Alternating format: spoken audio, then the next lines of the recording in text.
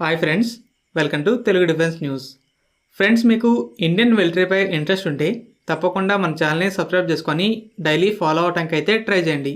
ఇక ఫస్ట్ అప్డేట్లోకి వెళ్తే ఏఎన్ఐ ఇచ్చిన రిపోర్ట్ని బట్టి డిఆర్డిఓ తపస్ ప్రాజెక్ట్ని కొనసాగిస్తుంది. 3 ఆర్మ్డ్ ఫోర్సెస్ జాయింట్ రిక్వైర్మెంట్స్ ఏంటంటే డ్రోన్ 30,000 అడుగుల ఎత్తులో 24 గంటల పాటు కంటిన్యూస్గా ఫ్లై చేయాలి. అయితే తపస్ డ్రోన్ ఇప్పటి వరకు 28,000 అడుగుల ఎత్తులో 18 గంటల పాటు ఫ్లై చేయగలిగింది. దీనివల్ల రీసెంట్గా మిషన్ మోడ్ ప్రాజెక్ట్స్ లిస్ట్ నుండి తీసేశారు. అయితే ఇప్పటివరకు జరిగిన ట్రయల్స్లో ఇండియన్ నేవీ కూడా తపస్ని అరేబియన్ సీలో టెస్ట్ చేసింది. తపస్ టేకాఫ్ చేసుకోవడానికి అంత లాంగ్ రన్వే అవసరపడలేదు. కాబట్టి అండమాన్ నికోబార్ ఐలాండ్స్లో ఉన్న స్మాల్ ఎయిర్ ఫీల్డ్స్ నుండి సర్వేలెన్స్, రెకానసెన్స్ రోల్స్లో ఉపయోగించాలని చూస్తున్నామని ఒక ఇండియన్ నేవీ అఫీషియల్ చెప్పారు. దీనివల్ల డిఆర్డిఓ ప్రాజెక్ట్ని కంటిన్యూ చేస్తుంది. అలాగే సర్వీస్ రిక్వైర్మెంట్స్ కోసం ఆల్టిట్యూడ్ అలాగే ఎండ్యూరెన్స్ని కూడా ఇంప్రూవ్ చేయాలని చూస్తుంది. అలాగే ఇంకో అప్డేట్ ఏంటంటే ఇండియన్ నేవీ ఫస్ట్ దృష్టి 10 డ్రోన్ని రిసీవ్ చేసుకున్నాక ఇండియన్ ఆర్మీ కూడా త్వరలో ఫస్ట్ డ్రోన్ని రిసీవ్ చేసుకోబోతుంది. అయితే ఈ డ్రోన్స్ని కూడా వెస్టర్న్ బోర్డర్లో పంజాబ్ నుండి ఆపరేట్ చేయబోతుంది. యుక్రెయిన్ ఒక రష్యన్ A-50 ఎవాక్స్ airborne early warning and control సిస్టమ్ని షూట్ డౌన్ చేశామని క్లెయిమ్ చేసింది.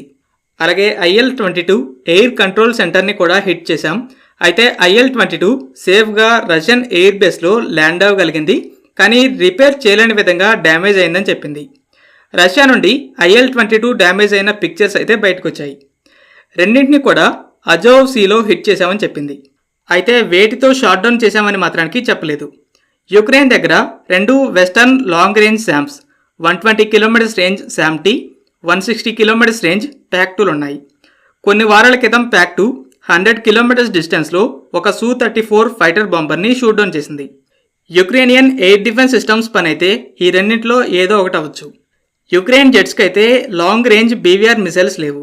ఇక ఈ ఎయిర్ క్రాఫ్ట్స్ విషయానికి వస్తే IL-22 అనేది ఒక airborne command and control సెంటర్గా పనిచేస్తుంది. దీనికి అడ్వాన్స్డ్ కమ్యూనికేషన్ సిస్టమ్స్ ఉంటాయి. ఈ ఎయిర్ క్రాఫ్ట్ ద్వారా బ్యాటిల్ ఫీల్డ్లో ఉన్న ఎయిర్ క్రాఫ్ట్స్, గ్రౌండ్ ఫోర్సెస్ నుండి రియల్ టైమ్ డేటా అనేది రష్యన్ కమాండర్స్ దగ్గరికి వెళ్తుంది.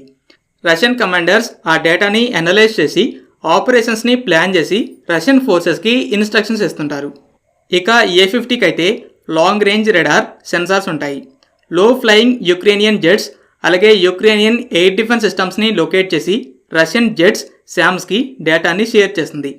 సింగిల్ A-50 ఎవాక్స్ కాస్ట్ అనేది $330 మిలియన్, అంటే 2,740 కోట్ల రూపాయలు. అందుకే ఇటువంటి వాటిని వెరీ హై వాల్యూ టార్గెట్స్ అంటారు. రష్యాకి ఇది బిగ్ లాస్ అని చెప్పొచ్చు. నార్త్ కొరియా హైపర్సానిక్ మెనోవరింగ్ వార్హెడ్తో ఇంటర్మీడియట్ రేంజ్ బలిస్టిక్ మిసైల్ని టెస్ట్ చేశామని అనౌన్స్మెంట్ చేసింది. ఈ మిసైల్ నేమ్ అయితే చెప్పలేదు. నార్త్ కొరియా ఏ మిసైల్ని టెస్ట్ చేసినా సౌత్ కొరియన్, జపనీస్ రెడార్స్ అనేవి డిటెక్ట్ చేసి ట్రాక్ చేస్తాయి. ఈ దేశాలు మిసైల్ 1000 కిలోమీటర్స్ ట్రావెల్ చేసిందని చెప్పాయి. నార్త్ కొరియా గతంలో 2 సార్లు హవసాంగ్ 8ని టెస్ట్ చేసింది. War head hypersonic glide vehicle అని క్లెయిమ్ చేసింది. అయితే సౌత్ కొరియా, అమెరికాలు మాత్రానికి ఇది గ్లైడ్ వెహికల్ షేప్లో ఉన్న మెనోరబుల్ రీఎంట్రీ వెహికల్ మాత్రమే అని క్లెయిమ్ చేశాయి. ఈ రెండింటికి డిఫరెన్స్ ఏంటని తెలిసింది. అయితే ఇప్పుడు టెస్ట్ చేసిన మిసైల్ ఫోటోతో కంపేర్ చేస్తే నోస్ అనేది కొంచెం డిఫరెంట్గా కనపడుతుంది. నార్త్ కొరియన్ న్యూక్లియర్ థ్రెట్ అనేది నెంబర్స్తో పాటు కాంప్లెక్సిటీలో కూడా ఇంప్రూవ్ అవుతుంది. దీనివల్ల US అలాగే ఆ రీజియన్లో ఉన్న US అలైస్ కూడా వరి అవుతున్నారు. US-UK ఎయిర్ స్ట్రైక్స్ తర్వాత అందరూ అనుకున్నట్లే హౌదీస్ US నేవీ వెసల్ని కూడా టార్గెట్ చేశారు. ఒక యాంటీషిప్ క్రూజ్ మిసైల్ని లాంచ్ చేయగా అది వెసల్ దరిదాపుల్లో కూడా రాకుండానే ఒక US నేవీ జెట్ దాన్ని షూట్ డౌన్ చేసిందని US నేవీ చెప్పింది. రానున్న కాలంలో ఏం జరుగుతుందో చూడాలి. ఫ్రెండ్స్, ఈ వీడియో మీకు నచ్చినట్లయితే లైక్ చేయండి. అలాగే మరిన్ని ఇంపార్టెంట్ డిఫెన్స్ అప్డేట్స్ కోసం మన ఛానల్ని సబ్స్క్రైబ్ చేసుకోండి.